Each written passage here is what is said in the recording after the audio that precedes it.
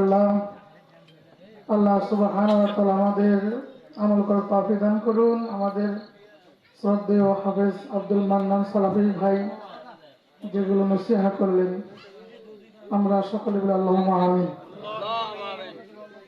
আমরা এ পর্যায়ে মাহফিলের শেষ পর্যায়ে এসেছি। আমাদের কাঙ্ক্ষিত বর্তমান জামানার শ্রেষ্ঠ দায়ী শাইখ কাজী এ.এম. ইউসুফ জাহান, মহাসচিব সালাফিয়া অ্যাসোসিয়েশন ঢাকা বাংলাদেশ ও অধ্যক্ষ chairman surrender international institute Dhaka, আমাদের শ্রদ্ধেয় শাইখকে তার মহামূল্যবান আলোচনা করার জন্য বিশেষভাবে আহ্বান করছি। আসসালামু আলাইকুম ওয়া রাহমাতুল্লাহি ওয়া বারাকাতুহু। السلام عليكم ورحمة الله وبركاته. إن الحمد لله نحمده ونستعينه ونستغفره ونعوذ بالله من شرور أنفسنا ومن سيئات أعمالنا. من يهده الله فلا مضل له ومن يضلله فلا هادي له. ونشهد أن لا إله إلا الله وحده لا شريك له وأشهد أن محمدا عبده ورسوله صلى الله عليه وسلم الذي أرسل رسوله بالحق بشيرا ونذيرا وداعيا إلى الله بإذنه وسراجا منيرا. أعوذ بالله من الشيطان الرجيم. إن الله وملائكته يصلون على النبي يا أيها الذين آمنوا صلوا عليه وسلموا تسليما. اللهم صل على محمد وعلى آل محمد كما صليت على إبراهيم وعلى آل إبراهيم إنك حميد مجيد. اللهم بارك على محمد وعلى آل محمد كما باركت على إبراهيم وعلى آل إبراهيم إنك حميد مجيد. أما بعد فإن خير الحديث كتاب الله وخير الهدي هدي محمد صلى الله عليه وسلم وشر الأمور محدثاتها وكل محدثات بدعة وكل بدعة ضلالة وكل ضلالة في النار. আমরা প্রশংসা জানাচ্ছি মহান আল্লাহ তাআলার জন্যই, আল্লাহ তাআলার দরবারে, যিনি আমাদের সৃষ্টিকর্তা, যিনি আমাদের পালনকর্তা, যিনি আসমানের মালিক, আরশ আজিমের মালিক, বিশ্ব ব্রহ্মাণ্ডের মালিক, যিনি আমাদের আইন ও বিধান দাতা। আমরা সেই মহান রব্বে কারীম, যিনি যার একান্ত অনুগ্রহে নেক কাজ সম্পন্ন করতে পারি এবং গুনাহ থেকে বিরত থাকতে পারি, যিনি আমাদের জান্নাত এবং জাহান্নামের চূড়ান্ত মালিক। আমরা তার কাছে শুকরগুজার হচ্ছি, আলহামদুলিল্লাহ। সবাই মিলে স্টেজে নিচে, তারপরে মহিলা প্যান্ডেলে যারা আছি সবাই বলছি একসাথে আলহামদুলিল্লাহ। আবারও বলছি আলহামদুলিল্লাহ। এবার দিল থেকে বলছি আলহামদুলিল্লাহ। আমরা আবারও রবের জন্য বলছি রব্বানা ওয়ালাকাল হামদ হামদান কাসীরান তাইয়িবান মুবারাকান ফীহি সুবহানাল্লাহি ওয়া বিহামদিহি আদাদা খালকিহি ওয়া রিজা নাফসিহি ওয়া জিনাতা আরশিহি ওয়া মিদাদা কালিমাতিহি সুবহানাল্লাহি ওয়াল হামদুলিল্লাহি ওয়া লা ইলাহা ইল্লাল্লাহু আল্লাহু আকবার আল্লাহু আকবার আল্লাহু আকবার লা ইলাহা ইল্লাল্লাহ আল্লাহু আকবার আল্লাহু আকবার ওয়ালিল্লাহিল হামদ। আমরা আমাদের মহান প্রতিপালক আল্লাহ সুবহানাহু ওয়া তাআলার জন্যই কিছু প্রশংসা বাক্য আদায় করলাম। অতঃপর আলোচনার শুরুতে আল্লাহর দয়া শান্তি রহমত অঝোর ধারায় কামনা করছি বিশ্বের শান্তিপূর্ণ মহাবিপ্লবের মহা আয়োজক মহাজগতের মহারহমান মহানবী মুহাম্মদ রাসূলুল্লাহ সাল্লাল্লাহু আলাইহি ওয়াসাল্লামের উপর আমরা সকল অন্তর দিয়ে দরদ দিয়ে দরুদ ও সালাম পেশ করছি। আল্লাহুম্মা সাল্লি ওয়া সাল্লিম আলা নবিয়িনা মুহাম্মদ, আল্লাহুম্মা সাল্লি আলাইহি, আল্লাহুম্মা বারিক আলাইহি। আলোচনার শুরুতে পরম শ্রদ্ধা ও সম্মানের সাথে স্মরণ করছি সেই মহাত্মা মহাবীরদের কথা, যারা আমার নবী সাল্লাল্লাহু আলাইহি ওয়াসাল্লামের সাথে একেবারে ছায়ার মতো থেকে আল্লাহ কর্তৃক দিনকে প্রচার প্রসার এবং বাস্তবায়নের কাজে আত্মনিয়োগ করেছিলেন। প্রয়োজনে অর্থ দিয়ে, স্বার্থ দিয়ে, রক্ত ঝরিয়ে, দেশান্তরিত হয়ে, এমনকি জীবনটা বিলিয়ে দিয়ে হলেও আল্লাহ তাআলা ও তার রাসূলের প্রতি, ইসলামের প্রতি ভালোবাসার দাবি পূর্ণ করেছিলেন। আমার নবী সাল্লাল্লাহু আলাইহি ওয়াসাল্লামের সেই সম্মানিত সাহাবা আজমাইন, তার পরিবার ও পরিজন, তাদের সকলের উপর আল্লাহর পক্ষ থেকে বিশেষ প্রশান্তি কামনা করছি। আল্লাহর দরবারে তাদের মর্যাদা উত্তরোত্তর বৃদ্ধির জন্য আল্লাহর কাছে আমরা কামনা করছি। একই সাথে তাদের পথে, তাদের মতে আল্লাহ তাআলা আমাদেরকেও যেন শামিল করেন, আমাদেরকেও যেন কবুল করে নেন। আল্লাহুম্মা আমিন। অতঃপর দূর দূরান্ত থেকে আমার প্রিয় দ্বীনী মহব্বতের ভাইরা, বোনেরা, মায়েরা, যারা আল্লাহর জন্য এসেছেন, আল্লাহ আপনি তাদেরকে কবুল করেন। আল্লাহ আপনি আমাদের সবাইকে কবুল করেন এবং সে আপনার সন্তুষ্টির পথের ওপর কবুল করেন। আপনার অসন্তুষ্টির পথ থেকে আমাদেরকে সরিয়ে নিয়ে আসুন এবং আমাদের জান্নাতি মানুষ হিসাবে আল্লাহ আপনি কবুল করুন। আল্লাহুম্মা আমিন। অতঃপর আজকে রাত অনেক হয়ে গেল। আসলে এত রাতে বক্তব্য দেওয়াটা কখনো সুন্নাহ সম্মত নয়, বরং সুন্নাহ বিরোধী। আমরা শুধু সালাতে সুন্নাহ মানি বাংলাদেশে আহলে হাদিসরা, অধিকাংশ, সবাই না, কিন্তু আসলে সময়েরও সুন্নাহ আছে, এটা আমরা বেমালুম ভুলে যাই। এই যে রাত 11টা বাজে আমরা এখন বক্তব্য শুরু করলাম, 11টা তো নয়, 11:15টাও প্লাস। এখন যে বক্তব্য শুরু করলাম শেষ করব কখন? আর ফজরের সালাত পড়বো কখন? আর ধরলাম আমি ফজরের সালাত পড়বো, আমার মন থাকবে কোথায়? কনসেন্ট্রেশন কিভাবে আসবে? মনোসংযোগ কিভাবে আসবে? গভীর রাতে ঘুমিয়ে ফজরের সালাতে উঠলেন নাই, খুব ভালো ইমানদার আমার সাগাটের ভাইয়েরা ফজরের সালাতেও মিস করে না, ধরলাম। কিন্তু এই সালাতে যে মনোসংযোগ করা, খুশুর সাথে যে সালাত আদায় করাটাও ফরজ, এটা জানেন তো? আল্লাহ বলেছেন ক্বাদ আফলাহাল মুমিনুন আল্লাযীনা হুম ফি সালাতিহিম খাশিউন। মুমিনদের সফল তার কারণ হলো তারা তাদের সালাতে একাগ্র, বিনম্র, মনোযোগী। সূরা মুমিনুন পড়েন, আল্লাহ বলেছেন। এই যে গভীর রাত আমরা করি বিভিন্ন অজুহাতে, কালেকশনের অজুহাতে, বক্তা বেশি অজুহাতে, অজুহাতে শেষ নাই। আর যেদিন আমার একটু লেট হয় সেদিন তাড়াতাড়ি শেষ করে। এই কয়দিন আগে আমার আসতে গিয়ে তারেক জিয়া সাহেব, বাংলাদেশে এখন প্রধানমন্ত্রী, আল্লাহ ওনাকে হেদায়েতের মধ্যে পরিচালিত করেন। আল্লাহুম্মা আমিন। তো ভদ্রলোক যেদিন আসবে ওই দিন রাস্তাঘাট সব বন্ধ। তারপরে অনেক কষ্ট পরিশ্রম করে আমি বগুড়া মোকামতলা পার হয়ে এসেছি। সেখান থেকে বলা হলো আপনি ওখান থেকে ফিরে যান। তো গেলাম, ফিরি তো 11:30 মনে হয়, 11:45 মনে হয় বাঁচত আসতে। তো আজকে তো কাছাকাছি সময় ওঠালেন, এই কাছাকাছি জায়গায়, তাই না? খুব দূরে না। তো যাই হোক, আপনারা এই সুন্নাহ, সময়ের সুন্নাহ পালন করবেন, আমি পরবর্তীতে আশা করব আপনাদের কাছে। আর যদি না করেন, ভাই আমি তো ব্যবসায়িক বক্তা না, আপনারা জানেন। আমার এই বক্তব্য দিয়ে আমার পরিবার চলে না, আমার যাওয়া আসার খরচও চলে না। যাওয়া আসার খরচটা আমি আমার নিজ থেকে করার চেষ্টা করি। আর এই টাকাটা সম্পূর্ণ ইয়াতিমখানায় এবং আমার নির্মাণাধীন মসজিদগুলোতে ব্যয় হয়, আমার মক্তবগুলোতে ব্যয় হয়। এই জন্য আপনি যদি না দেন বা আমাকে নাও ডাকেন, তো আল্লাহর দিন যে, আমি যদি চেষ্টা না করি আল্লাহর দিন যে বেঁধে থাকবে সেটা না, কারো না কারো দিয়ে করাবেন। কিন্তু আমি উল্টা পাল্টা করে দিন কায়েম করতে চাই না, দিন প্রতিষ্ঠা করতে চাই না, দিনের জন্য কাজ করতে চাই না। দিনের জন্য কাজ করতে চাই যেভাবে রাসূল সাল্লাল্লাহু আলাইহি ওয়াসাল্লাম করেছেন ওভাবেই, আমার মতো করে না। তাহলে আমি নিজেই হেদায়েত শূন্য থেকে যাব। আমি হেদায়েত শূন্য থেকে গিয়ে আমার লাভ কি? আপনাদের হেদায়েতের পথ দেখি, নিজেই হেদায়েত শূন্য থাকবো।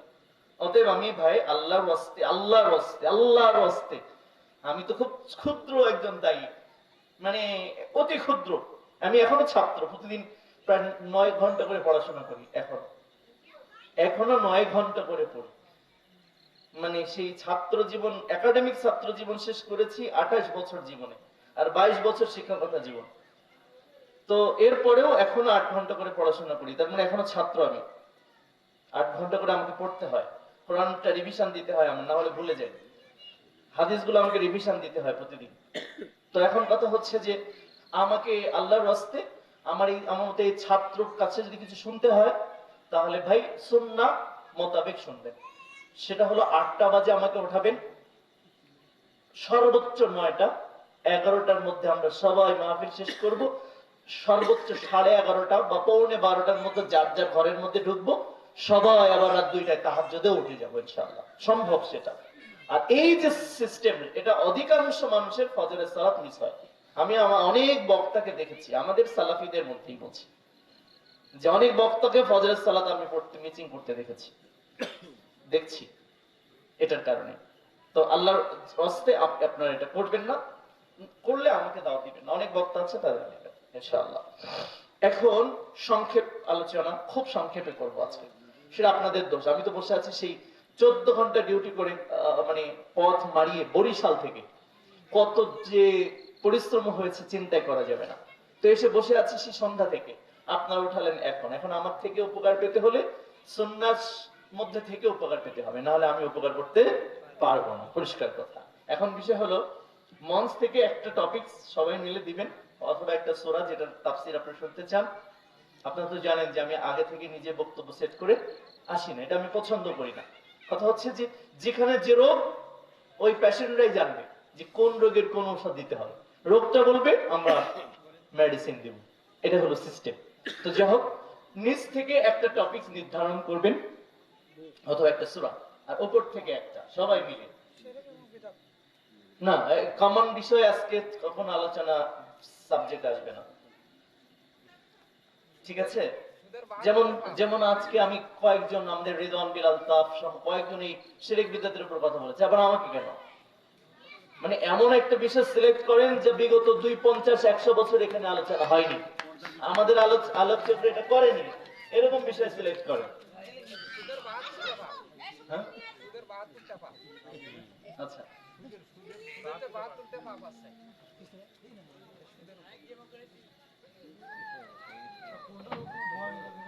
1 মিনিট সময় মাশওয়ারা করে বলেন। হাসিনা কিন্তু চলে গেছে, স্বৈরাচারী সিদ্ধান্ত নেওয়া যাবে না। পাশে কথা বলেন, আপনার পাশে, এই যে আপনি যে বললেন না, পাশে কথা বলেন যে কোন বিষয় আলোচনা, খালি আপনি ডেমোক্রেসি বললে হবে না, পাশে কথা বলে মাশওয়ারা করেন। মাশওয়ারা, হ্যাঁ, হালাল হারাম ইনশাআল্লাহ মাশওয়ারা করে নেন, পাশে মাশওয়ারা করে একটা সাবজেক্ট আসবে।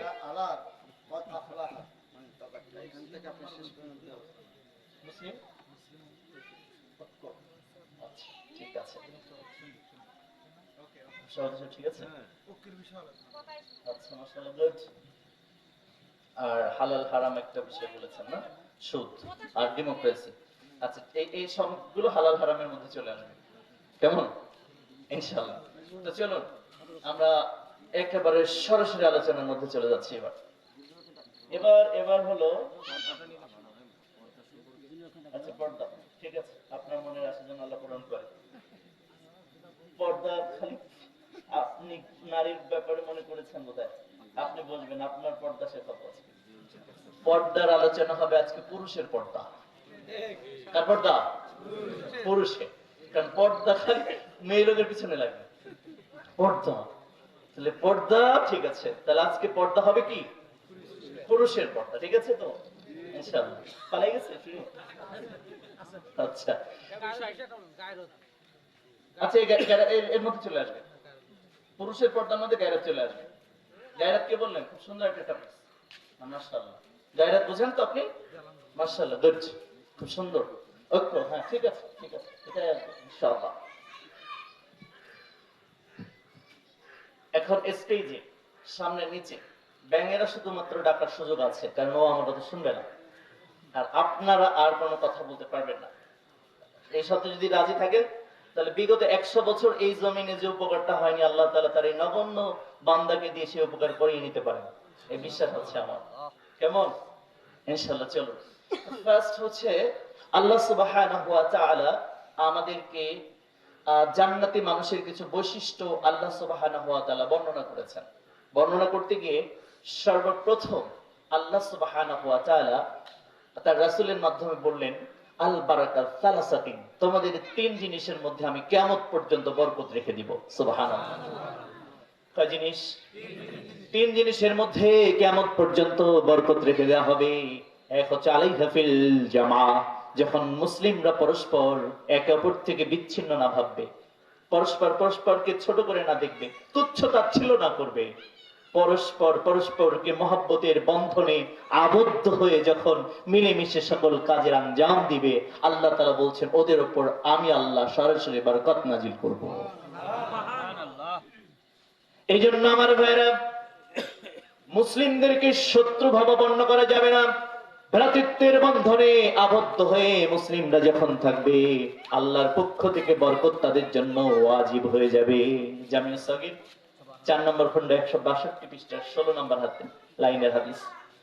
আল্লাহ সুবহানাহু ওয়া তাআলা বলেন, মুহাম্মাদুর রাসূলুল্লাহ ওয়াল্লাযীনা মা'আহু আশিদ্দাউ আলাল কুফফারি রুহামাউ বাইনাহুম তারাহুম রুকআন সুজদান ইয়াবতাগুনা ফাজলান মিনাল্লাহি ওয়া রিদওয়ানা।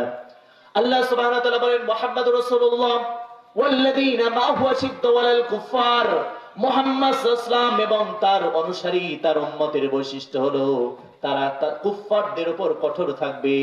রুহামাউ বাইনাহুম, কিন্তু যারা ঈমানওয়ালা, ঈমানদার মুসলিম, পরস্পরের প্রতি তাদের ভ্রাতৃত্ববোধ, মহব্বত আর ভালোবাসায় তাদের হৃদয়টা কানায় কানায় পূর্ণ থাকবে। সুবহানাল্লাহ। কি বলছেন এটা? কি বলেছেন? কি বললেন? আবার শুনুন, সূরা ফাতহা 48 নম্বর সূরার 29 নম্বর আয়াত। মুহাম্মাদুর রাসূলুল্লাহ ওয়াল্লাযীনা মা'আহু আশিদ্দাউ আলাল কুফফারি রুহামাউ বাইনাহুম, মুহাম্মদ সাল্লাল্লাহু আলাইহি ওয়াসাল্লাম এবং তার উম্মত কাফের সম্প্রদায়ের উপর সর্বোচ্চ কঠোরতা অবলম্বন করবে, কিন্তু যারা মুমিন, যারা মুসলিম, তাদের মধ্যে ভুল ত্রুটি থাকতে পারে, কারোর পাপ কম বেশি থাকতে পারে, কারোর আমলের ভুল ত্রুটি থাকতে পারে, কিন্তু তাদের হৃদয়ের মধ্যে মহব্বত আর ভালোবাসায় তাদের হৃদয়টা কানায় কানায় পূর্ণ থাকবে। কথা কি বলছেন? আল্লাহ বলছেন রুহামাউ বাইনাহুম, তাদের হৃদয়টা রহমশীলতায় পরিপূর্ণ থাকবে, তাদের হৃদয়টা মহব্বত আর ভালোবাসায় পরিপূর্ণ থাকবে।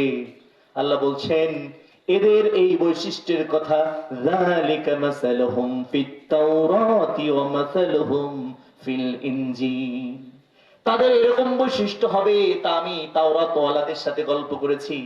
তাদের এমন বৈশিষ্ট্য হবে যে আমি ইনজিল ওয়ালা তথা ঈসা এবং তার উম্মতের সাথে গল্প করেছি, মুসা এবং তার উম্মতের সাথে মুহাম্মদ সাল্লাল্লাহু আলাইহি ওয়াসাল্লামের উম্মতের এই বৈশিষ্ট্যের কথা আমি গর্ব করে গল্প করেছি। সুবহানাল্লাহ। কি বললেন? আল্লাহ বলছে আমার নবী মুহাম্মদ এবং তার উম্মতের কথা আমি মুসা এবং তার উম্মতের সাথে গল্প করেছি। তাদের বৈশিষ্ট্য এত সুন্দর হবে, রুহামাউ বাইনাহুম, নিজেদের প্রতি রহমশীলতায় তাদের হৃদয়টা কানায় কানায় পূর্ণ থাকবে। সুবহান। এই রহমশীলতা কিভাবে হবে? আল্লাহর নবী সাল্লাল্লাহু আলাইহি ওয়াসাল্লাম বলেন, আ'দাতু লিবাদিয়াস সালিহিন মা রাতাইনুন ওয়ালা সামিআত উজনুন ওয়ালা খাতারা বিকলবিল বাশার, আমি আমার নেককার বান্দাদেরকে, আল্লাহ বলেছেন নেককার বান্দাদেরকে এমন জান্নাত দিব যা ওদের চোখ দেখেনি, কান শোনেনি, হৃদয় কল্পনা করেনি, এমন জান্নাত ওদেরকে ঢুকিয়ে দেব যে জান্নাতের ভিতর থেকে বাহির এবং বাহির থেকে ভিতরটা স্পষ্ট ভাবে দেখা যায়। এত স্বচ্ছ, এত উন্নত মানের করে জান্নাত আমি জান্নাতে মানুষদের জন্য তৈরি করেছি। ওহুরিন ইন কামসালিল লুলুইল মাকনুন জাযাআন বিমা কানু ইয়ামালুন, তাদের জন্য গোপনে সুরক্ষিত মুক্তার ন্যায় মায়াবী চক্ষু বিশিষ্ট পবিত্র স্ত্রীদেরকে আমি জান্নাতের মধ্যে প্রতীক্ষারত রেখে দিয়েছি, যা তাদের কখনো জিন এবং কোন মানুষ কখনো স্পর্শ করে নাই। একেবারে গোপনে সুরক্ষিত মুক্তার ন্যায় চলজলে এমন পবিত্র স্ত্রী আমি তাদের জন্য রেখেছি। সুবহানাল্লাহ। সুবহানাল্লাহ। সূরা ওয়াকিয়া 22, 23, 24 নম্বর আয়াত, বুখারী 3240 নম্বর হাদিস, বুখারী 4779 নম্বর হাদিস, মুসনাদে আহমদের 3434 নম্বর হাদিস, মুসনাদে আহমদের 11558 নম্বর হাদিস। আল্লাহ রাসূল এভাবে জান্নাতের বিবরণ দিচ্ছেন। জান্নাতের বিবরণ যখন দিচ্ছেন, সাহাবারা আল্লাহ রাসূলকে থামিয়ে দিলেন। আল্লাহ রাসূল জান্নাতের বিবরণ শুনতে চাই না। How can we enter into this জান্নাহ? আপনি বলুন এই জান্নাতে ঢোকা যাবে কিভাবে, ঢুকবো কিভাবে, এটা বলে দেন। আল্লাহ রাসূল সাথে সাথে বললেন, আতাবাল কালামা ওয়া তাআম ওয়া আদামা সিয়াম ওয়া সাল্লা বিল লাইলি ওয়ান নাসির নিআম, রাহু তিরমিজি ইসনাদিন সহিহ। আল্লাহর নবী সাল্লাল্লাহু আলাইহি ওয়াসাল্লাম পরিষ্কার ভাবে বললেন, ও সাহাবারা, যদি এই আল্লাহর এই মহা পবিত্র উন্নত মানের জান্নাতে যদি প্রবেশ করতে হয়, প্রথম কাজ হলো আতাবাল কালামা। তোমরা যখন তোমার ভাইয়ের সাথে কথা বলবে, মুমিনের মুসলিমের সাথে যখন কথা বলবে, তোমরা নরম ভাষায় কথা বলবে, মিষ্টি ভাষায় কথা বলবে, হেউদিচ্ছ করে কথা বলবে না, পরস্পরকে আঘাত করে কথা বলবে না, পরস্পরকে অপমান করে কথা বলবে না, হুমকি ধামকি দিয়ে কথা বলবে না। বরং যদি সে মুসলিম হয়, যদি তাকে মুসলিম মতো দেখায়, সে যদি মুসলিম হয়, অবশ্যই তুমি তার সাথে বিনয়ের সাথে কথা বলবে, হাসি মুখে কথা বলবে, নম্রতার সাথে কথা বলবে। তাহলে আল্লাহর এই জান্নাতে তুমি ডাইরেক্ট ঢোকার পারমিশন পেয়ে যাবে। আল্লাহর নবী বললেন, এই জান্নাতে তোমরা ঢুকতে পারবে। আচ্ছা বাল কালামা, মুখের ভাষাকে তোমরা নরম করবে। তার মানে সালাত শুধু ইবাদত নয়, সিয়াম শুধু ইবাদত নয়, হজ শুধু ইবাদত নয়, যাকাত শুধু ইবাদত নয়, মানুষের সাথে সুন্দর ভাষায় কথা বলা। ঠিক তাহাজ্জুদ সালাত যেমন ইবাদত, মানুষের সাথে, মুসলিমের সাথে সুন্দরভাবে কুশল বিনিময় করাটাও এমন ইবাদত, যার মাধ্যমে ডাইরেক্ট জান্নাতে ঢোকা যাবে। আল্লাহ রাসূল তাহাজ্জুদের কথাও এই হাদিসে বলেছেন। খুব খেয়াল করেন, আল্লাহর আমার রাসূল তাহাজ্জুদের কথা এই হাদিসে বলেছেন, কিন্তু বললেন আতাবাল কালাম ওয়া তাআম ওয়া আদামা সিয়াম ওয়া সাল্লা বিল লাইলি ওয়ান নাস নিয়াম। তাহাজ্জুদের কথা চতুর্থ নম্বরে বলেছেন, কিন্তু মুসলিমের সাথে ব্যবহার যে সুন্দর করতে হবে, এটা এক নম্বরে নবী আমার বলেছেন। তার মানে হলো তাহাজ্জুদের সালাত যত বড় ইবাদত, তার চাইতে বড় ইবাদত হলো একজন মুসলিম যখন মুসলিমের সাথে দেখা হবে, সে যেন দেখা হওয়ার পর অন্তরে প্রশান্তি লাভ করে, যে সারাদিন পর অন্তত আমার ভাইয়ের সাথে দেখা হয়ে আমার মনটা ভরে গেছে, আমার ভালো লেগেছে। কারণ আমি বিষণ্ণ ছিলাম, টেনশনে ছিলাম, চিন্তাগ্রস্ত ছিলাম, একজন ভাই আমার সাথে দেখা হলো, মনটা খারাপ। কি ব্যাপার আব্দুর রহিম, তুমি, তোমার মনটা খারাপ কেন? ভাই আমার এমন সমস্যা হয়েছে। চিন্তা করো না, আল্লাহ আছে, আল্লাহ তোমাকে ঠিক করে দেবে। এই কথা বলার সাথে সাথে হৃদয়টা ভরে যায়, ঠিক না? এই কথা বলার সময় বিষণ্ণ হৃদয়টা, ভগ্ন হৃদয়টা যখন ভরে যায়, তখন আরশের মালিকও খুশি হয়ে যায়। কারণ এক ভাই অপর ভাইকে আশার সঞ্চার শুনিয়েছে, তাকে আশাহত করেনি। এর বিনিময়ে আল্লাহ রাসূল বললেন, আল্লাহ তোমাকে ডাইরেক্ট উন্নত মানের জান্নাতে ঢুকিয়ে দিবে। আমার ভাইরা, আল্লাহর নবী আবার বলেন, ওয়াতাআম, তোমার ভাইকে দেখা মাত্র তুমি খাওয়ানোর চেষ্টা করবে। তার মানে কোন ভাইকে যদি একটু কিছু খাওয়াতেই পারো, আল্লাহ তাআলা যতটুকু তোমার সাধ্যে কুলাবে, এই খাদ্যের বিনিময়ে আল্লাহ তোমাকে ডাইরেক্ট জান্নাতে ঢুকিয়ে দেবে। মুসলিমকে দেখলেই খাওয়াতে চেষ্টা করতে হবে। তাহলে তার মানে আবার বিড়ি ভাগ করে খাওয়ালে হবে না, এটা অনেকে করে। সিগারেট যে সবাই ভাগ করে খায়, আছে না নেই? সিগারেট ভাগ করে খায়, সিগারেট ভাগ করে খেলে জাহান্নামে একত্রিত হওয়া লাগবে, এটা মনে রাখতে হবে। লা ইয়াদখুলুনাল জান্নাতা মুদমিনুল খামর, যারা সিগারেট খায় তারা কোনোদিন জান্নাতে যাবে না। ইবনে মাজাহ 3434 নম্বর হাদিস। এরা নেশাখোর, এরা জাহান্নামে যাবে, সিগারেটখোর জান্নাতে যাবে না। ওয়াতাআম, আমার নবী সাল্লাল্লাহু আলাইহি সাল্লাম বলেন, মানুষকে খাওয়াতে হবে, মুসলিম ভাইকে দেখলে খাওয়াতে হবে। মুসলিমদেরকে যদি ঐক্য ভ্রাতৃত্ব যদি ধরে রাখতে হয়, প্রথম এলিমেন্ট নবী আমার বললেন, মুখের ভাষাকে সুন্দর করতে হবে। দুই নম্বরে নবী আমার বললেন, মানুষকে খাওয়াতে হবে। শুধু ঐক্যের ঐক্য আর ঐক্যর মুখে বললেই হবে না, ঐক্যের কিছু উপাদান আছে, তা এক্সারসাইজ করতে হবে। তাহলে ঐক্য এমনি আল্লাহ রাব্বুল আলামিন দান করবে, ঠিক কি না? শুধু মুখে ঐক্য বললে হবে না, কিছু কাজ করতে হবে ঐক্যের জন্য। তাহলে দেখবেন, তাবলিগ জামাত আমি 8 বছর, আমি যখন once upon a time I was আ বেদাতি, এক সময় আমরা বেদাতের মধ্যে ছিলাম, তো আমি তাবলিগের আমির ছিলাম। তো মানুষকে আমরা কাবু করতাম খাওয়াই, হ্যাঁ, বাহির যে মানুষকে ডেকে এনে কোন রকম খাওয়াতাম, খাওয়ালে মানুষ পটে যেত। কেমন মানে খাওয়াই যেটা পটানো যায়, এটা আমি 8 বছর তাবলিগ থেকে শিখেছি। ওদের তো কিছু ভালো দিক আছে না? অবশ্যই আছে, অবশ্যই ভালো দিক আছে, এবং সেই ভালো দিকের জন্য আমিও অনেক উৎসাহিত। যেগুলো কোরআন হাদিস বহির্ভূত সেগুলো আমরা বাদ দিব, বা তাদেরকেও হেদায়েতের জন্য দোয়া করব। তারা তো আমাদের শত্রু নয়, ঠিক কিনা? তারা আমাদেরই ভাই। তারা জাহান্নামে যাক, এটা কি আমার চাওয়া? বরং আমিও জাহান্নাম থেকে মুক্তি পাই, আমার ওই ভাইও মুক্তি পেয়ে সবাই মিলে জান্নাতি হয়ে যায়। আমার জান্নাতি কি জায়গা কম আছে নাকি? আমার ওই ভাইটা কি জান্নাতে গেলে আমার জায়গা কম পড়ে যাবে? নিশ্চয়ই নয়। আমরা সবাই মিলে সবাইকে জান্নাতের জন্য কামনা করবো, ঠিক না? কেউ কাউকে আমরা জাহান্নামী মনে করবো না, জাহান্নাম পাঠিয়ে দেবো না। কেমন ভাইরা? তো আমার ভাইরা, এই জন্য আল্লাহ নবী বলেন না তো মানুষকে তোমরা খাওয়াবে, খাওয়ানোর মাধ্যমে মানুষের কাছে নেক কাজ করানো যাবে। যখন মানুষকে 1 দিন 2 দিন খাওয়াবেন, দেখবেন আপনার কথা শুনতে সে আগ্রহী হবে। প্রথম দিন কিছু বললেন না, খাওয়ালেন, দ্বিতীয় দিন আবার খাওয়ালেন, তৃতীয় দিন খাওয়ালেন, দেখবেন যে সে আপনার প্রতি অনুগত হয়ে যাবে। আরে মানুষ তো দূরের কথা, একটা কুকুর পর্যন্ত খাওয়ার মাধ্যমে অনুগত হয়ে যায়, তাই না? আপনি একটা কুকুরকে খেতে দেন, দেখবেন যে একটা বাহিরের কুকুর খাওয়ার কারণে আপনার এখানে বসে আপনার বাড়িতে ডিউটি করছে। এই জন্য আল্লাহর নবী বললেন মানুষকে তোমরা খাওয়াও। মানুষকে যদি তোমরা খাওয়াও, তাহলে আল্লাহ সুবহানাহু ওয়া তাআলা তোমাদেরকে জান্নাতে পৌঁছে দিবে। আর মুসলিম উম্মার ভ্রাতৃত্ব ঐক্যের অন্যতম বন্ধনের নাম হলো মানুষকে খাওয়ানোর প্রচেষ্টা করা। আর খাওয়ালেই আপনি জান্নাতে চলে যাবেন। খাওয়ালে তো একসাথে বসা হয়। যে আপনি আপনার ভাইকে ডাকলেন যে ভাই, আগামীকাল দুপুরে আমরা সবাই মিলে একসাথে খাবো। তার জন্য একটা জামাতবদ্ধ হতে হয় না? আগামীকাল আমার এখানে তুমি একটু বিস্কিট চা খাবো আমরা, তখন আমার বাড়িতে অথবা তোমার বাড়িতে অথবা আমাদের কোন একটা দাওয়া সেন্টারে আমরা সবাই একটু চা খাবো। তো এর মাধ্যমে আমরা কি হই? একত্রিত হই, এর মধ্যে জামাতবদ্ধ হই, এর মধ্যে অনেক বরকত থাকে।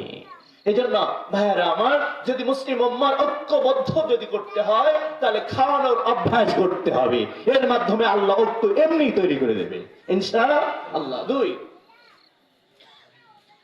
3 নম্বর চলে গেল। 4 নম্বর মুসলিম উম্মার ঐক্যের সূত্র বলছি। 4 নম্বর হলো আন আবি হুরায়রা রাদিয়াল্লাহু আনহু قال রাসূলুল্লাহ বলেন সাল্লাল্লাহু আলাইহি ওয়াসাল্লাম, মান আল্লাহর নবী সাল্লাল্লাহু আলাইহি ওয়াসাল্লাম বলছেন, কোন মুমিন যদি কোন মুমিনের দোষ জানার পর সেটাকে ঢেকে দেয়, সাতারাল্লাহু ফিদ দুনিয়া ওয়াল আখিরাহ, মান সাতারা আলা মুসলিম ফিদ দুনিয়া সাতারাল্লাহু ফিদ দুনিয়া ওয়াল আখিরাহ। কোন মুসলিম যদি মুসলিমের দোষ জানার পর সেটা কারোর কাছে প্রকাশ না করে সেটাকে ঢেকে দেয়, তাহলে আল্লাহ সিদ্ধান্ত নিয়েছেন দুনিয়া এবং আখিরাতে ওদের যত পাপ হবে সবগুলো আল্লাহ একত্র করে ঢেকে দেবে। তার মানে মুসলিমকে অপমানের হাত থেকে তুমি বাঁচিয়েছো। একজন মুসলিম পাপ করেছে কত সত্য, কিন্তু তুমি জেনেছো আমার ভাই অপমানিত হবে, এই ভয়ে তুমি ভাইকে অপমান করবে না বলে এই পাপের কথা কাউকে বলনি। আল্লাহ এত খুশি হয়ে যায়, আল্লাহ এত খুশি হয়ে যায়, তোমার যত পাপ আছে আমার নবী বললেন আল্লাহ সকল পাপ একযোগে ঢেকে রাখবে, যাতে করে কেউ দেখতে না পায়, আর ঢাকা অবস্থায় কিয়ামতের মাঠে আল্লাহ তাকে মাফ করে দিবে। তিরমিজির বিশুদ্ধ হাদিস। তাহলে মুসলিম উম্মার ঐক্য ভ্রাতৃত্বের অন্যতম আরেকটা সূত্র হলো কোন মুসলিমের দোষ বলা যাবে না।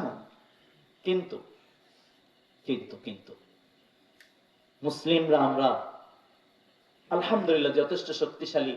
লোহা খেয়ে হয়তো লোহা গলিয়ে ফেলতে পারবো, পাথর খেয়ে হয়তো পাথর গলিয়ে ফেলার মতো এমন শক্তিশালী মানুষ এখানে আছে, অথবা শরীরে এমন শক্তি আছে লোহাকে বাকিয়ে ফেলতে পারবে। কিন্তু একজন মুসলিম ভাইয়ের দোষ জানার পর সেটা হজম করার ক্ষমতা এখন বর্তমান মুসলিম উম্মার নাই, আলেমদেরও নাই। একজন আলেম অপর আলেমের চরিত্র হননের জন্য ব্যস্ত, একজন মুসলিম অপর মুসলিমের অপমান অপদস্থ করার জন্য ব্যস্ত। অতএব এই মুসলিমদের ইমানের কোনো জোরই নেই, এদের ইমান হিজড়া মার্কা ইমান হয়ে গেছে। এই ঈমান দিয়ে জান্নাতে যাওয়া যাবে না।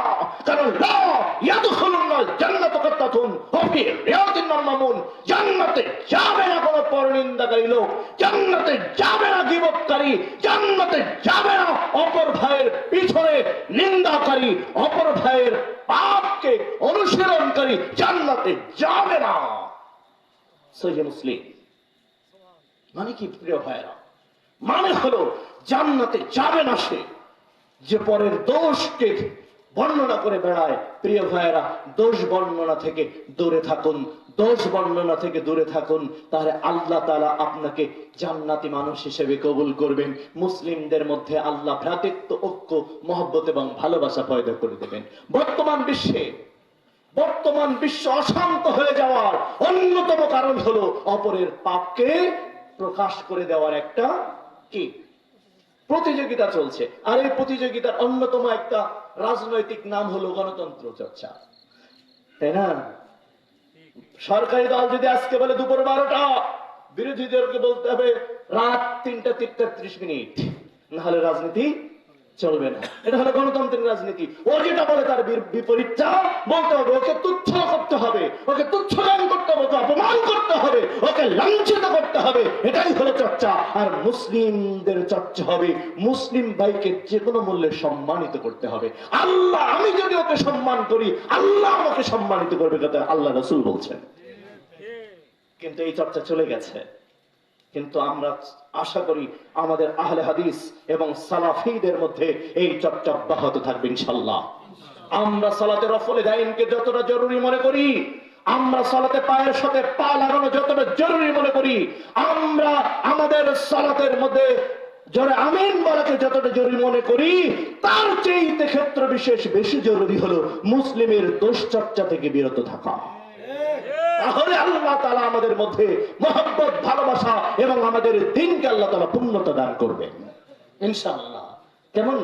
তাহলে মুসলিম উম্মার ঐক্য এবং ভ্রাতৃত্বের অপর বিষয় হলো অপর ভাইয়ের দোষ গোপন করা। মনে থাকবে ইনশাআল্লাহ, অপর ভাইয়ের দোষ গোপন করা।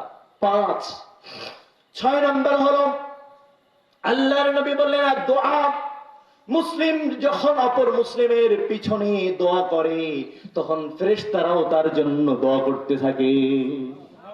আমার ভাই, ওর মধ্যে ভুল আছে, ত্রুটি আছে, ওর ইবাদতে বেদাত আছে, কিন্তু আমরা বলছি বেদাতি, আমরা তাকে খুব তুচ্ছ করে কথা বলছি। কয়জন তার জন্য হাত উঠে বলেছে আল্লাহ আমার ভাইকে তুমি হেদায়েত দাও? এই চর্চা কয়জন করতে পেরেছি? খুব তো অপরজনকে তুচ্ছ করছি, না ওর ইবাদত ঠিক নাই, ও বেদাত করছে, ও শিরিক করছে। ঠিক আছে, শিরিক করছে, ঠিক আছে, বেদাত করছে, কিন্তু কোন দিন শেষ রাতে আপনি ভাইয়ের নাম ধরে বলেছেন আল্লাহ আমার আব্দুর রহমান ভাইকে তুমি শিরিক থেকে মুক্ত করো, আল্লাহ তুমি আমার আব্দুল করিম ভাইকে বেদাত থেকে মুক্ত করো, আল্লাহ সে ভুল করছে, বেদাত করছে। এই দরদ নিয়ে যদি আল্লাহর কাছে দোয়া করে পরের দিন তার দুয়ারে যেতেন, মনে হয় আল্লাহ তাকে হেদায়েত দিয়ে দিতেন। কারণ হলো এটাই আমার রাসূলের সুন্নাত। আল্লাহর নবী দোয়া করছেন আল্লাহ তুমি আবু জাহলকে হেদায়েত দিয়ে দাও অথবা ওমরকে হেদায়েত দাও। এরপরে আল্লাহ রাসূল যখন দাওয়াত নিয়ে গেলেন, ঠিকই দুইজনের মধ্যে ওমর রাদিয়াল্লাহু আনহু রাসূলের দোয়া এবং দাওয়াতের বরকতে ওমর হেদায়েতের দিশা পেয়েছে। এটা রাসূলের সুন্নাহ, দোয়া করা। কি করা?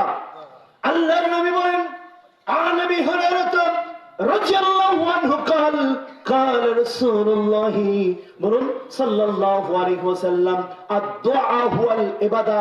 তোমরা যে দোয়া করো এটা কিন্তু শুধু দোয়া হিসাবে থাকে না, এই দোয়াটা কিন্তু আল্লাহর কাছে ইবাদতে পরিণত হয়। দোয়াটা কি হয়? ইবাদতে পরিণত হয়। আপনি যখন বললেন আল্লাহ আমার আব্দুর রহমান ভাইকে বেদাত থেকে মুক্ত করো, আল্লাহ আমার আব্দুল করিম ভাইকে শিরিক থেকে মুক্ত করো, সে ভুল করছে, সে শিরিক করছে, আল্লাহ তুমি তাকে হেদায়েত দান করো। আল্লাহ রাসূল বলেন ওর জন্য, যার জন্য দোয়া করছো তার জন্য কবুল হোক আর না হোক, আল্লাহ তাআলা তোমার এই দোয়াকে কিয়ামতের দিন ইবাদত হিসেবে কবুল করবে। সুবহানাল্লাহ। আমার ভাইরা শুধু তাই নয়, ইমাম জাওজি রাহিমাহুল্লাহ এই হাদিসকে শরহ করতে গিয়ে বলছেন, এই হাদিসকে ব্যাখ্যা করতে গিয়ে বলছেন, যদি কখনো দেখো তোমার দোয়া কবুল হচ্ছে না, তখন তুমি তোমার ভাইয়ের জন্য দোয়া করো, তাহলে তুমি নিশ্চিত থাকো ফেরেশতারা তোমার জন্য দোয়া করবে। আল্লাহ রাসূল বলেছেন, আর ফেরেশতারা যখন দোয়া করবে তোমার দোয়া 100% কবুল হয়ে যাবে। কারণ ফেরেশতার দোয়া আল্লাহ কশিন কালেও প্রত্যাখ্যান করেন না। ফেরেশতারা যখন দোয়া করে তখন আপনার দোয়া কবুল হয়ে যায়। এই জন্য ভাইরা, অপর মুসলিমের দোষ চর্চা না করে, কাউকে হেউ তুচ্ছ না করে তার জন্য হেদায়েতের দোয়া করুন। এই দোয়ার মাধ্যমে আল্লাহ সম্মান, আল্লাহ তাকে যদি তার ভাগ্যে হেদায়েত যদি নাও হয়, আপনার হেদায়েত 100% হয়ে যাবে। এটা হলো মুসলিম উম্মার ঐক্যবদ্ধ ভ্রাতৃত্ব ভালোবাসার বন্ধনে ঐক্যবদ্ধ হওয়ার সপ্তম সূত্র। দোয়া কি করা? দোয়া করা। মুসলিম ভাইয়ের জন্য কি করা? দোয়া করা। আজকে আমি দেখিনি আজ পর্যন্ত যে কোনো ভাইয়ের জন্য দোয়া করেছে কেউ। আমাদের কাছে এসে, হ্যাঁ অমুক ওই করেছে, অমুক তাই করেছে, ঠিক আছে, তুমি কয়েকদিন আল্লাহকে বলেছে কথা, তুমি ভাইকে না বলে আল্লাহকে বলো না কথাটা, আল্লাহ আমার এই ভাইটা ভুল করছে, তুমি তাকে ঠিক করে দাও। এই কথা যদি আল্লাহকে বলতেন, আল্লাহ আরো খুশি হয়ে যেত। কারণ হচ্ছে আপনি এটার মাধ্যমে পৃথিবীতে শান্তি চাচ্ছিলেন। আর আপনি যেভাবে বলেন অমুক বেদাতি, অমুক এই কাজ করছো বেদাতি, ও সেদাতি, তাহলে জাহান্নাম, ও জাহান্নামে যাবে, ও জাহান্নামে যাবে, তাহলে জান্নাতে যাবে কি?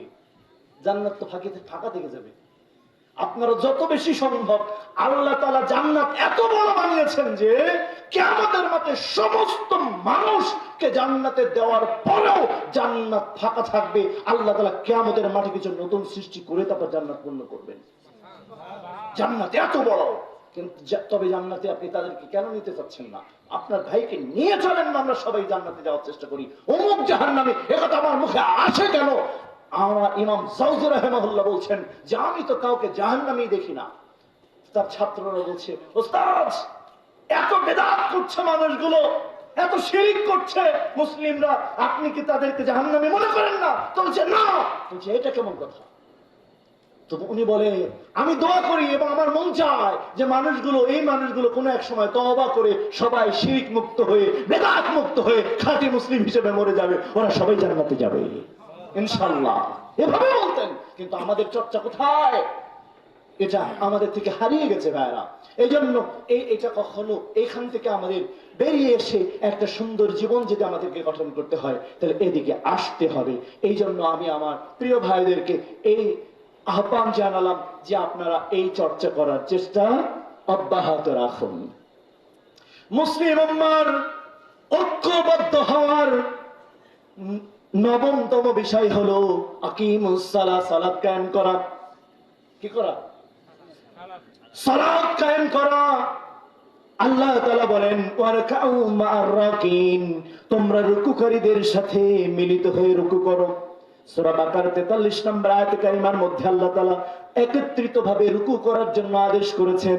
মুসলিমরা যখন বারবার মসজিদে একত্রিত হয়ে যায়, একত্রিত হয়ে তখন একে অপরের সাথে দেখা হয়, সাক্ষাৎ হয়, কুশল বিনিময় হয়, কাঁধে কাঁধ লাগিয়ে একে অপরে যখন সালাত আদায় করে, একজন অপর মুসলিম ভাইয়ের সুবিধা অসুবিধা জানার সুযোগ তৈরি হয়। এর মাধ্যমে মুসলিম উম্মার মধ্যে একটা মহব্বত, ভালোবাসা তৈরি হয়ে যায়। তার অন্যতম উপাদান হলো সালাত জামাতে পড়া। সালাত কিসে পড়া? জামাতে পড়া। আর সালাত ঘরে পড়বে তারা হলো নারী। সালাত ঘরে পড়বে কারা? নারী। যারা সালাত ঘরে পড়ে এরা হলো নারী পুরুষ, নারী মার্কা পুরুষ। ফরজ সালাত ঘরে পড়া কোন পুরুষের জন্য জায়েজ নয়। কারণ সালাতের মাধ্যমে আল্লাহ সুবহানাহু ওয়া তাআলা দিন কায়েমের সবচেয়ে গুরুত্বপূর্ণ উপায় হলো মুসলিম পুরুষগুলো সবাই দলে দলে মসজিদে হাজির হয়ে যাবে। যুদ্ধের ঘোষণা, রাষ্ট্রীয় গুরুত্বপূর্ণ ঘোষণা, যে কোনো বিষয় উন্মুক্ত ময়দানে ইমাম সাহেব আলোচনা করবে। আগামীকাল আমাদের এই সিদ্ধান্ত নিতে হবে, আগামীকাল আমাদের ফিতরা দিতে হবে, আগামী দিন আমাদের যাকাত দিতে হবে। এভাবে মিম্বরে দাঁড়িয়ে ইমাম সাহেব ঘোষণা দিবে, উপস্থিত মুসল্লিদের কাছে পৌঁছে যাবে। যখন সালাত মুসলিমরা ঐক্যবদ্ধভাবে জামাতে আদায় করবে। এটা রাসূল সাল্লাল্লাহু আলাইহি ওয়াসাল্লামের যুগে ছিল। এই আমাদেরকে ওই যুগে ফিরে যেতে হবে। কোন যুগে? যদি ওই যুগে ফিরতে পারেন, আল্লাহর নবী বলেন, ইবনে মাসউদ রাদিয়াল্লাহু আনহু قال সাআলতান নবী সাল্লাল্লাহু আলাইহি ওয়াসাল্লাম, আমি আল্লাহর রাসূলের কাছে গিয়ে প্রশ্ন করলাম, আইয়ুন আমালি আহাব্বু ইলাল্লাহি ইয়া রাসূলুল্লাহ, ওয়ালা সালাতু আলা ওয়াক্তিহা, সুম্মা আইয়ুন ইয়া রাসূলুল্লাহ বিরুল ওয়ালিদাইন, সুম্মা আইয়ুন ইয়া রাসূলুল্লাহ, ক্বালা আল জিহাদু ফি সাবিলিল্লাহ, রাহুল বুখারী। আল্লাহর নবী সাল্লাল্লাহু আলাইহি সাল্লামের সাহাবী ইবনে মাসউদ বলেন, আমি আল্লাহর রাসূলের কাছে গেলাম, গিয়ে তাকে প্রশ্ন করলাম, আইয়ুন আমালি আহাব্বু ইলাল্লাহ, আল্লাহর কাছে সবচাইতে প্রিয় আমল কোনটা? ক্বালা, তিনি বললেন, as-সালাতু আলা ওয়াক্তিহা, আউয়াল ওয়াক্তে ফরজ সালাত আদায় করা। যে ব্যক্তি আউয়াল ওয়াক্তে ফরজ সালাত আদায় করে, আসমানের নিচে জমিনের উপরে সে আল্লাহর কাছে সবচেয়ে প্রিয় হয়ে যায়। বুখারী।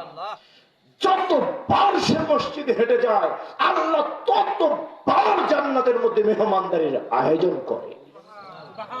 যতবার যায়, আপনি কি মনে করেন না আল্লাহর মসজিদটা আল্লাহর ঘর? তো আল্লাহর ঘরে আপনি যাচ্ছেন, আল্লাহ হলেন মেজবান, আপনি হলেন মেহমান, মেহমানদারির ব্যবস্থা থাকবে না? থাকবে, কিন্তু মান্না সালাত ব্যবস্থা তো এখন নাই। আছে, থাকলে মসজিদে হয়তো চলে আসতো, কিন্তু মেহমানদারি ঠিকই হচ্ছে। আল্লাহ রাসূল বলছেন ওটা আল্লাহ জান্নাতে প্রস্তুত করছেন। যতবার আল্লাহর বান্দা মসজিদে হেঁটে যায়, প্রত্যেক কদমে তার গুনাহ ক্ষমা হয়ে যায়, প্রত্যেক কদমে তার মর্যাদার স্তর বাড়িয়ে দেওয়া হয়, প্রত্যেক কদমে আল্লাহ তাআলা রহমত নাজিল হয়। এবং জান্নাতে তাদের জন্য, বুখারী মুসলিম, জান্নাতে তাদের জন্য আল্লাহ সুবহানাহু ওয়া তাআলা মেহমানদারির আয়োজন আল্লাহ নিজের পক্ষ থেকে করেন। প্রিয় ভাইরা, এই জন্য মুসলিম উম্মার ঐক্যবদ্ধ হওয়ার সবচেয়ে গুরুত্বপূর্ণ জায়গা হলো মসজিদে জামাতবদ্ধ ভাবে, ঐক্যবদ্ধ ভাবে সালাত আদায় করা। আর সালাত যদি মসজিদে আদায় না করা হয়, তাহলে এই সালাতটা কিন্তু পুরুষের সালাত হয় না, এটা নারীর সালাত হয়ে যায়। ঘরের অভ্যন্তরে গৃহকন্যারে সালাত আদায় করবে নারীরা, পুরুষরা নয়। পুরুষের জন্য ওয়াজিব মসজিদে যাওয়া, ওয়াজিব। এই জন্য যদি আমাদের ঐক্যবদ্ধ হতে হয়, তাহলে আমাদের মসজিদে যেতে হবে, মসজিদে আসতে হবে। রাজি আছি? জান্নাতে মেহমান হতে রাজি আছেন? যদি রাজি থাকেন, তাহলে মসজিদগুলোকে ভরে ফেলতে হবে, আবাদ করতে হবে। রাজি আছে তো ইনশাআল্লাহ? আল্লাহ বলেন, ওয়ান-নাজমু ওয়াশ-শাজারু ইয়াসজুদান। সালাত শুধু তোমরা পড়ো তাই নয়, আমার বৃক্ষ তরুলতা গুলো পর্যন্ত সালাত আদায় করে। সুবহানাল্লাহ। ইউসাব্বিহু লিল্লাহি মা ফিস সামাওয়াতি ওয়া মা ফিল আরদিল মালিকিল কুদ্দুসিল আজিজিল হাকীম। আমার রব বলেন, সালাত বৃক্ষ তরুলতা আদায় করে। সূরা রহমানের 6 নম্বর আয়াত। শুধু তাই নয়, আসমানের মধ্যে এবং জমিনের মধ্যে যা কিছু দেখো, ওরা সবাই কিন্তু তোমার রবের জন্য সালাত আদায় করে। সুবহানাল্লাহ। জড় পদার্থগুলো পর্যন্ত আল্লাহর জন্য সালাত আদায় করে, আল্লাহর তাসবিহ বর্ণনা করে। সূরা জুমা 62 নম্বর সূরার 1 নম্বর আয়াত। সঙ্গত কারণে আমার ভাইরা, যখন এই সালাত কায়েমকারী হয়ে যাব, তখন মুসলিম উম্মার মধ্যে আল্লাহ তাআলা এমনিতেই দরদ ঝেড়ে দিবেন। ভালোবাসা সত্য, এটা আল্লাহ তাআলাই তৈরি করে দিবেন ইনশাআল্লাহ। এই 11 নম্বর, 10 নম্বর গেল। 11 নম্বর মুসলিম উম্মার ঐক্যবদ্ধ হওয়ার মূল মন্ত্র হলো আত-তাওহীদ। কি? আত-তাওহীদ। আকিমুদ্দিন ওয়ালা তাফাররাকু ফীহি। তোমরা দ্বীনকে কায়েম করো। এখানে দ্বীন কায়েম করো মানে আল্লাহর তাওহীদ প্রতিষ্ঠা করো জমিনে। কি করো? তাওহীদ কায়েম করো। আল্লাহর নবী বলেন, মান কায়েম মান মাতা লা ইউশরিকু বিল্লাহি শাইআন দাখালাল জান্নাহ। মান মাতা ওয়া হুয়া ইয়ালাম আন্নাহু লা ইলাহা ইল্লাল্লাহ ইয়াদখুলুল জান্নাতা। আমার নবী বলেন, যে ব্যক্তি মারা গেছে কিন্তু এই কথা জেনে মরেছে যে আল্লাহ ছাড়া সত্য কোনো মাবুদ নাই, আল্লাহ ছাড়া সত্য কোনো ইলাহ নাই, এ কথা জেনে বুঝে যে ব্যক্তিটা মরতে পেরেছে, ওই ব্যক্তিকে আল্লাহ তাআলা সরাসরি জান্নাতে প্রবেশ করাবে। তার মানে হলো ব্যক্তি জীবনে, পারিবারিক জীবনে, সামাজিক জীবনে, রাষ্ট্রীয় জীবনে আল্লাহর সাথে শিরিক চলবে না, এমন চেতনা কায়েম করতে হবে। সবাই মিলে যখন এটা করবে, এটা নিয়ে যখন কারোর মধ্যে দ্বিমত থাকবে না, আকিমুদ্দিন মানে হলো আল্লাহর তাওহীদ প্রতিষ্ঠা করা এবং রাসূলের ইত্তেবা করা। এটার মাধ্যমে যখন আমরা সর্বাত্মক সবাই মিলে চেষ্টা করব, সবার যখন একমাত্র চেষ্টা থাকবে আমার পরিবারের মধ্যে, আমার ব্যক্তি জীবনে, আমার সমাজ জীবনে আমি কখনো আল্লাহর সাথে শরীক করব না এবং রাসূলের আনুগত্যের ব্যাপারে কোনো গাদ্দারি করব না, রাসূলের আনুগত্যের ব্যাপারে গাদ্দারি করব না, তখন আল্লাহ সুবহানাহু ওয়া তাআলা আপনার উপর সরাসরি রহমত নাজিল করবেন। এবং আল্লাহ বলছেন ওয়ায়াগফিরু লাকুম যুনুবাকুম আল্লাহু গফুরুর রহিম, আল্লাহ তোমাদের পাপগুলো ক্ষমা করবেন এবং আল্লাহ তোমাদেরকে ভালোবাসবেন যখন তোমরা রাসূলের আনুগত্য করবে। নিঃশর্ত আনুগত্য এবং নিঃশর্ত তাওহীদ মেনে নেওয়ার নাম হলো আকিমুদ্দিন, দিন কায়েম করা। কিন্তু আমরা হয়তো অনেকে মনে করি আকিমুদ্দিন মানে হলো সরাসরি রাষ্ট্রনায়ক হওয়া বা রাষ্ট্র দখল করা অথবা রাষ্ট্রের প্রধান হয়ে যাওয়া। রাষ্ট্রে এটাও একটা পার্ট, কিন্তু আকিমুদ্দিন হলো তাওহীদ কায়েম করা এবং রাসূলের ইত্তেবা করা, রাসূলের ইত্তেবা, নিঃশর্ত ইত্তেবা করুন। প্রিয় ভাইরা, আপনি কে হানাফি, কে শাফি, কে মালিকি, কে হাম্বলি, আমার এদিকে দেখার প্রয়োজন নেই, আমার যাচ করার প্রয়োজন নেই। চলুন সবাই মিলে, আল্লাহ তাআলা বলেছেন ইত্তাবিউ মা উনজিলা ইলাইকুম মির রাব্বিকুম ওয়া লা তাত্তাবিউ মিন দুনিহি আউলিয়া, তোমরা দুনিয়ার কোন ওলিয়া উলিয়ার অনুসরণ না করে আল্লাহ যা নাজিল করেছেন সবে মিলে সেটার অনুসরণ করবে। সুবহানাল্লাহ। ইত্তাবিউ অনুসরণ করবে যা তোমার রব নাজিল করেছেন সেটার তোমরা অনুসরণ করবে। রব নাজিল করেছেন সেটা অনুসরণ করবে। রব কি নাজিল করেছেন? হুয়াল্লাযী বা'আসা ফিল উম্মিয়্যিনা রাসূলাম মিনহুম ইয়াতলু আলাইহিম আয়াতিহি ওয়া ইউযাক্কিহিম ওয়া ইউআল্লিমুহুমুল কিতাবা ওয়াল হিকমা। আল্লাহ সূরা জুমা 62 নম্বর সূরা 2 নম্বর আয়াতে বলেন আল্লাহ তাআলা একজন রাসূল প্রেরণ করেছেন, রাসূলের সাথে কিতাব নাজিল করেছেন, আল হিকমা এবং হাদিস দিয়েছেন। তার মানে মুসলমানদের জন্য মানতে হবে কোরআন এবং বিশুদ্ধ হাদিস। সুবহানাল্লাহ, সুবহানাল্লাহ।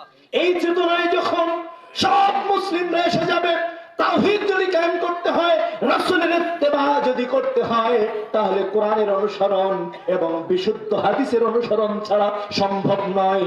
এটা যখন বিশ্ব মুসলিম উম্মাহর হৃদয়ের মধ্যে পৌঁছে যাবে, তখন বিশ্ব মুসলিমের মধ্যে ঐক্য এবং ভ্রাতৃত্ব সেকেন্ডের মধ্যে কায়েম হয়ে যাবে। এই জন্য আমরা কেউ কোন দলের দিকে মানুষকে ডাকবো না, কোন মতের দিকে ডাকবো না, কোন ব্যক্তির দিকে ডাকবো না। আমরা সবাই মানুষকে আল্লাহর পথে ডাকবো। আল্লাহর পথ হলো কোরআনের পথ, আল্লাহর পথ হলো হাদিসের পথ। কারণ হলো আল্লাহ তাআলা তার রাসূল সম্পর্কে বলেন সূরা নাজম 3 এবং 4 নম্বর আয়াত, ওয়া মা ইয়ানতিকু আনিল হাওয়া ইন হুয়া ইল্লা ওয়াহয়ুন ইউহা। আমার রাসূল তো নিজের পক্ষ থেকে কোনো কথা বলে না, আমি যা তাকে প্রত্যাদেশ করি তিনি শুধুমাত্র তাই বলেন। তার মানে কোরআনটা যেমন ওহী, আমার রাসূলের বিশুদ্ধ হাদিসগুলো ওহী, ঠিক কি না? অতএব মুসলিম উম্মাহর হৃদয়ের মধ্যে যখন ঢুকে যাবে বিশুদ্ধ হাদিসগুলো ওহী, আর ওটা আমাকে মানতে আল্লাহ আদেশ করেছেন সূরা আরাফের 3 নম্বর আয়াত দিয়ে, তখন বিশ্ব মুসলিমের মধ্যে আর কোনো ভ্রান্তি, আর কোন দ্বিমত, আর কোন ভিন্ন মত, আর কোন ফাটল তৈরি থাকতে পারবে না। বরং তারা সকলে সম্মিলিত ভাবে আল্লাহর রজ্জুকে আঁকড়ে ধরবে। যেমনটা বলছেন ওয়াতাসিমু বিহাবলিল্লাহি জামিয়াও ওয়া লা তাফাররাকু, তোমরা সকলে মিলে আল্লাহর রজ্জুকে ঐক্যবদ্ধ ভাবে ধারণ করো। আর আল্লাহর রজ্জু হলো ওহী, ওহী হলো কোরআন, আর ওহী হলো বিশুদ্ধ হাদিস। এটা যখন মুসলিমরা বুঝতে শিখবে, তখন আর আমাদের মধ্যে কোনো দ্বিমত, ভিন্ন মত, ভিন্ন দল এটা থাকবে না ইনশাআল্লাহ। সকল বিধান বাতিল করো, সকল বিধান বাতিল করো, মুক্তির একই পথ। প্রিয় ভাইয়েরা, এই জন্য আজকে আমাদেরকে সিদ্ধান্ত নিতে হবে, কে হানাফি, কে মালিকি, কে হাম্বলি, কে কোন চেতনার, এটা আমাদের জানার দরকার নেই। ও হে মুসলিম উম্মাহ, এসো সবাই মিলে আল্লাহর ওহীকে আঁকড়ে ধরি। আর আল্লাহর ওহী হলো কোরআন, আল্লাহর ওহী হলো হাদিস এবং বিশুদ্ধ হাদিস। এটা যখন আমরা ধরবো তখন আমাদের মধ্যে আর দলাদলি থাকবে না, আমাদের মধ্যে ভিন্ন মত থাকবে না, আমাদের মধ্যে ফাটল থাকবে না, একে অপরের প্রতি বিদ্বেষ থাকবে না। কারণ আমরা তো সবাই ওহী মেনে নিয়েছি, ঠিক না? কারণ আমরা কি ওহী মানছি, সবাই মিলে ওহী মানছি। এটা যখন আমরা করবো ভাইরা, আল্লাহ তাআলার রহমত আপনি চোখে দেখতে পাবেন। এবং আমি আশা করব আজকের পর থেকে কে হানাফি, কে মালিকি, কে হাম্বলি, এই ভেদাভেদ আমাদের মধ্যে থাকবে না। আজকের পর থেকে আমার হানাফি ভাইয়েরা যদি আমার কথা শুনে থাকেন, আমার আহলে হাদিস সালাফি ভাইয়েরা সবাই আমার ভাই, সবাই আমার কালেমাওয়ালা ভাই। চলো, কারোর প্রতি আমার বিদ্বেষ নাই, চলো সকলে মিলে আল্লাহর জান্নাতে যাওয়ার জন্য ঐক্যবদ্ধ প্রতিযোগিতায় লিপ্ত হই। হে মালিক, তুমি কবুল করো, আল্লাহুম্মা আমিন। আল্লাহ, তুমি আমাদের মধ্যে শত্রুতা দূর করে দাও। আল্লাহ, তুমি আমাদের মধ্যে ঐক্য, মহব্বত এবং ভালোবাসায় টইটম্বর করে দাও, আল্লাহুম্মা আমিন। মুসলিম উম্মার ঐক্যবদ্ধ হওয়ার 11 উপায় বললাম, 12 নম্বর উপায় হলো আল্লাহ রাব্বুল আলামিন বলেছেন সূরা বাকারার 216 নম্বর আয়াত, কুতিবা আলাইকুমুল কিতাল ওয়া হুয়া কুরহুল লাকুম, তোমাদের জন্য সংগ্রাম করা, তোমাদের জন্য আল্লাহর জমিনে আল্লাহর দ্বীনকে কায়েম করার জন্য তোমাদের জন্য লড়াই করাকে আমি ফরজ করে দিয়েছি। সুবহানাল্লাহ। যখন আল্লাহর ওহীর উপর ইহুদি, মুশরিক, খ্রিস্টান, ইসলাম বিদ্বেষী কোন শক্তি যখন ওহীর উপর কুঠারাঘাত করতে আসবে, তখন সকল মুসলিমের জন্য ফরজ হয়ে যাবে, সকল মুসলিমের জন্য সম্মিলিত ফরজ হয়ে যাবে। সেটা হলো ইসলাম বিদ্বেষী শক্তির বিরুদ্ধে আল্লাহর প্রদত্ত জিহাদ দিয়ে আল্লাহর দুশমনদের বিরুদ্ধে ঝাঁপিয়ে পড়া। যখন মুসলিমরা সম্মিলিত ভাবে আল্লাহর দ্বীনের বিরুদ্ধে, যারা আমরা সকলে তাদের বিরুদ্ধে, এই চেতনায় যখন মুসলিমরা চলে আসবে, তখন আল্লাহ তাদের মধ্যে মহব্বত, ভালোবাসা এবং ঐক্যের বন্ধন তৈরি করে দেবে। আমার ভাইরা, এই জন্য আল্লাহ রাব্বুল আলামিন তার রাসূলের মাধ্যমে বলে দিয়েছেন, আশ-শাহীদু সিত্তা খিসালিন, শহীদদের জন্য আমি নগদ 6টা পুরস্কার দেব। রক্তের ফোঁটা জমিনে পড়ার আগে আমি আমার শহীদকে মাফ করে দেব। কবরের আযাব থেকে আল্লাহ তাআলা বলেন, আমি শহীদদের কবরের আযাব থেকে মুক্ত রাখবো। কিয়ামতের ময়দানে কোন প্রশ্ন উত্তর ছাড়া জান্নাতে ঢোকার পর নিশান দিয়ে দিব। 70টা হরের সাথে কিয়ামতের মাঠে বিবাহ দিয়ে আমি তাদের জান্নাতে পাঠাবো। জান্নাত জাহান্নামে হয়ে গেছে এমন 70 জন জাহান্নামীর ব্যাপারে আমার দ্বীনের জন্য যারা লড়াই করেছিল, তাদের সুপারিশ আমি আল্লাহ কবুল করব। সুবহানাল্লাহ।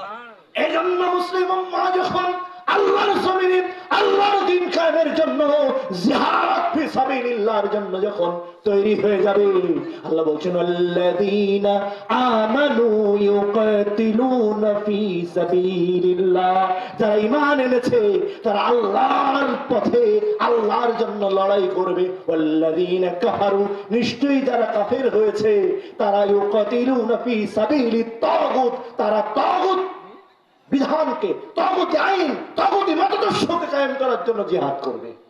ওরা জিহাদ করবে গণতন্ত্র কায়েমের জন্য, ওরা জিহাদ করবে সমাজতন্ত্র কায়েমের জন্য, ওরা জিহাদ করবে মন চাই জিন্দেগি পালন করার জন্য। আর আমার মুসলিমরা আল্লাহর জন্য জিহাদ করবে, আল্লাহর জমিন আল্লাহর দ্বীনকে কায়েম করার জন্য। আর এই চেতনায় যখন মুসলিম একত্রিত হয়ে যায়, তখন মুসলিমদের মধ্যে আল্লাহ তাআলা ভেদাভেদ গুলো দূর করে দেয়, তখন ওদের মধ্যে আল্লাহ ভ্রাতৃত্ব তৈরি করে দেয়। জিহাদি চেতনার মাধ্যমে মুসলিমদের মধ্যে মহব্বত এবং ভালোবাসা তৈরি হয়। কারণ তখন তারা সম্মিলিত কুফরি শক্তির বিরুদ্ধে একত্রিত হয়ে যায়। তখন 2টা মাত্র দল থাকে, একটা হলো কুফরি দল আর একটা হলো তাওহীদবাদী দল। এই সময় মুসলিমের মধ্যে আর হানাফি, শাফি, মালিকি, হাম্বলি, আহলে হাদিস আর সালাফি থাকে না। ওরা হলো কাফের, আমরা হলো মুমিন। ওরা হলো যুদ্ধ করছে